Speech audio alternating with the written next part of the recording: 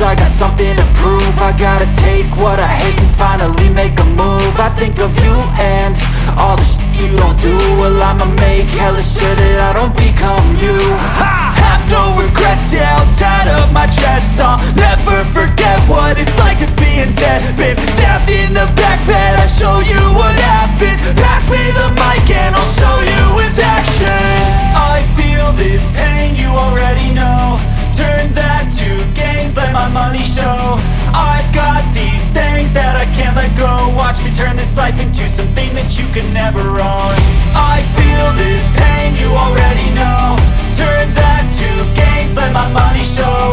I've got these things that I can't let go. Watch me turn this life into something that you can never own. So fight and die for the things you know you love. Do what you think is right and see life do what you want. So fight and die for the things you know you love. Do what you think is right and see life do what you want. So give me all the scars, I'm a human being. Cover them with tattoos so you can't see. Knew it from the start, you had problems with me and the things I could be, I just wish I had seen. I feel this pain, you already know.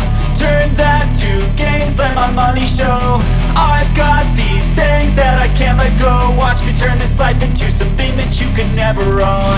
I feel this pain, you